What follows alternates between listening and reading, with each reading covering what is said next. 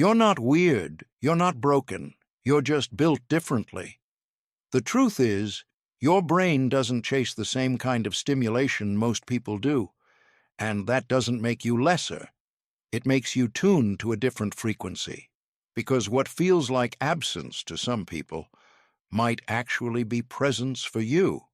Let's be honest, you've probably wondered why you don't feel that same pull everyone jokes about.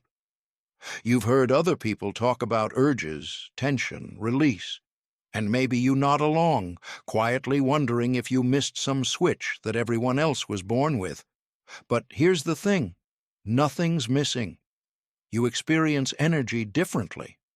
While most people think of sexual expression as a way to find balance, your mind already lives in a kind of balance. More inward, more reflective, more self-contained. It's not about being asexual or uptight or any label people might throw around. It's about how your nervous system prioritizes clarity over chaos. You don't disconnect from desire, you simply don't need to express it in the loudest ways. You're wired for stillness in a world addicted to noise. Here's what's happening under the surface. Your brain might operate with something psychologists call low external stimulation threshold. That means too much sensory input, noise, touch, speed, can feel overwhelming rather than exciting. So instead of chasing charge, your system craves calm. Think of it like this. Some people need fireworks to feel alive. You feel most yourself in candlelight. There's also something called self-regulation orientation. When most people use stimulation to manage emotion, to vent, to escape, to distract, your brain does the opposite. You self-regulate through stillness and reflection. If the world gets loud, you get quiet. And sometimes it's simply attachment wiring.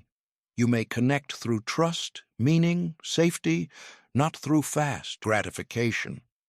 You don't withhold, you wait for alignment.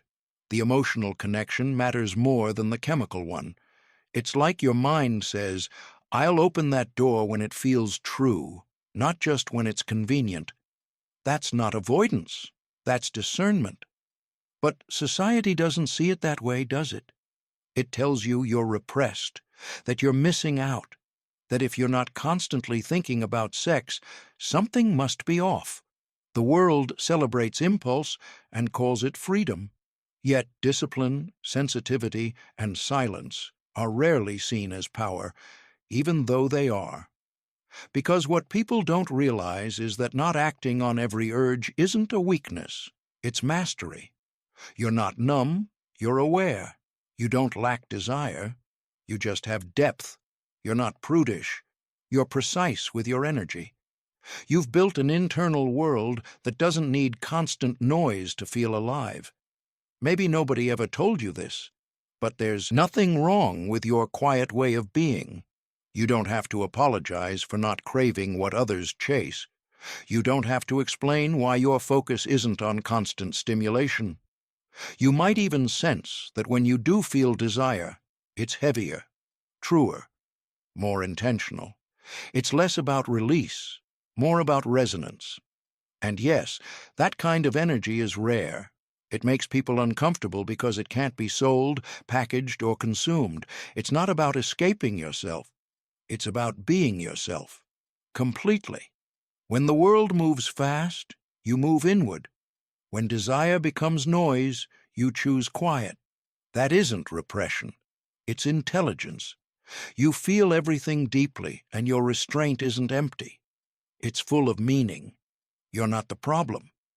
You're one of the quiet ones, the people who experience life through reflection rather than reaction.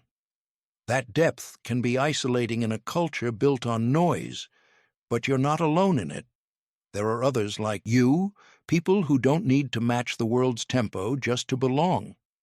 So if that's you, if you value connection, stillness, and integrity over impulse, know this. You're not the person who doesn't get it.